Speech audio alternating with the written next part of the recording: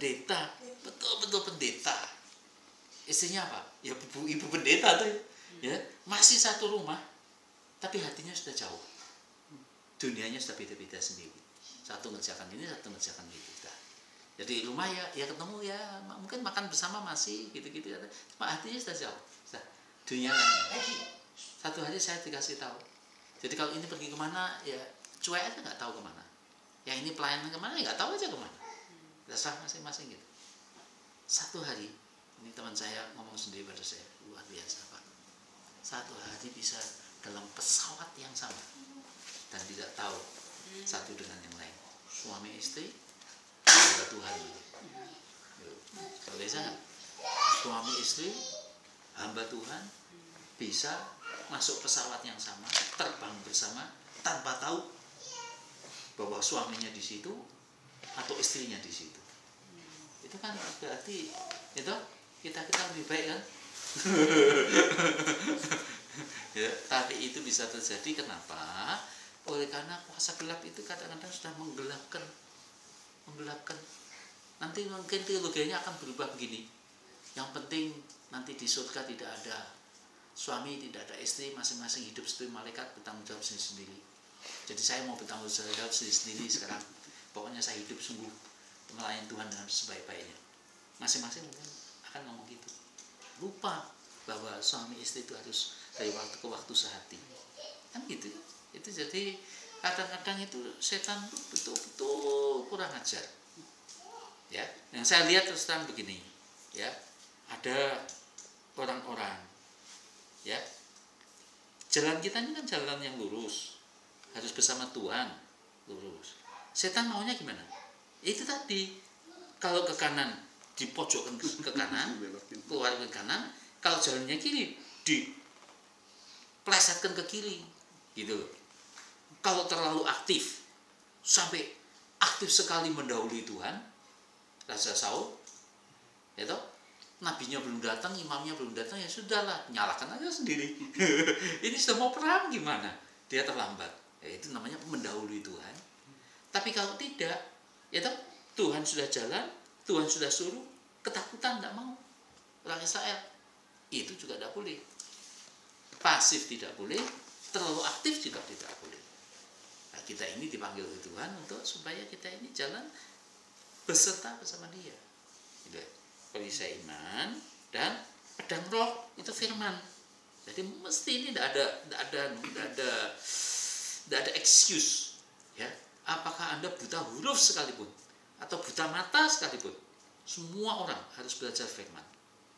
Kalau memang mata tidak bisa melihat, ya mendengar. Kalau tidak bisa, tanda huruf braille apa aja sih. Tapi firman itu, kebenaran itu yang membebaskan kita.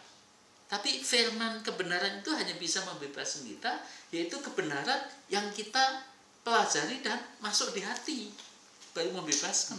Kalau enggak sih enggak. Gitu, ya. Saya sih merasa betul-betul kita ini betul-betul diberkati dengan dunia yang canggih seperti sekarang ini sih. Itu buat saya sih, sekarang sudah terbit di majalah Indonesia itu telepon yang sudah hanya pakai gini-gini, sudah ya touchscreen itu sudah mulai itu, luar biasa itu. Ya, zaman saya pacaran tunggu surat Ibu Hati 2 minggu itu, udah kalau udah hilang di pos. Sekarang sudah orang sudah, ya toh, itu Steve Wardana, kakaknya Meryl, waktu ditanya itu kok bisa ya kami pacaran lewat SMS gitu. Jadi pacarannya lewat telepon gitu ya. Jadi penting firman, mesti belajar, mesti merenungkan sampai itu masuk di hati. Jadi dianukan lah, dimasukkan lah ya, dan itu untuk sih senjata sih ya. Jadi kalau mesti Tuhan Yesus tuh coba bikin batu jadi roti, kan kamu lapar kan harus makan, ini kan berkat Tuhan gitu. Itu kalau dia nggak tahu firman, nggak ada alasan untuk tidak membuatnya. Tapi karena dia tahu firman, manusia tidak hidup hanya dengan roti loh, makan roti pun kena kanker mati dia gitu. Tapi tidak ada roti pun Tuhan pasti bisa membuat mujizat. Elia itu 1 kali makan kasih oleh Tuhan, 40 hari jalan, tidak lapar. Itu ya, jadi oleh firman. Gitu. Jadi saudara dan saya itu kalau belajar firman nanti kalau menghadapi ini, menghadapi itu, persoalan itu muncul itu. Muncul. Anda mempelajari tadi Mazmur pasal berapa saja? 42. Itu kan renungan luar biasa. Hai jiwaku, kenapa engkau frustrasi? Kan gitu. Berharaplah pada Tuhan. Jadi itu jiwa itu harus diperintah itu. Kalau enggak dia ngelantur itu, frustasi terus itu, dan makin frustasi persoalannya bertambah. Kalau dulu hanya dari luar kiri kanan, sekarang dari dalam berubah penyakit malah nanti, ya kan? Itu dilawan. Itu firman namanya. Ya. Dan ada satu lagi yang disebutkan dalam Efesus pasal 6 ini banyak sih, ketopong keselamatan, berkasutkan kerelaan memberitakan Injil, berikat pinggangkan kebenaran, bersucilah keadilan dan sebagainya itu. Ya, tapi ada tambahannya itu yang terakhir itu adalah doa dan permohonan. Itu memang ada, ya. Jadi Tuhan itu memberikan peluang pada saudara dan saya dengan doa itu yang umum, permohonan itu yang spesifik. Ya, tapi saya ada kesaksian itu dulu orang nulis Tuhan sungguh-sungguh selama di Amerika dia tulis 7 hal. Dia minta ini Tuhan, ini. Waktu bersaksi pada saya sudah dapat 6. Ya, jadi kalau perlu ditulis betul. Anda di Amerika ini ingin mencapai apa? 7 aja sampai 70 tahu kan. 7. Saya mau ini spesifik ini. Saya mau ini 2, 3, 4 itu. Dan didoakan tiap hari. Tuhan, kami mohonkan ini terjadi ini. Itu. Dan nanti dibuktikan bahwa Tuhan itu baik. Dia tidak mungkin menyuruh kita tanpa punya persediaan. Cuma buat saya itu kan kadang-kadang manusia itu betul-betul tegar tengkuk, bodoh banget, keras kepala. Minta aja kok diajari. Yo, kadang-kadang saya mikir hanya gitu. Gitu. Anak kecil itu tidak usah diajari, minta dia. Kalau kapan dia minta. Mestinya begitu. Kita ini dengan Tuhan diajari minta.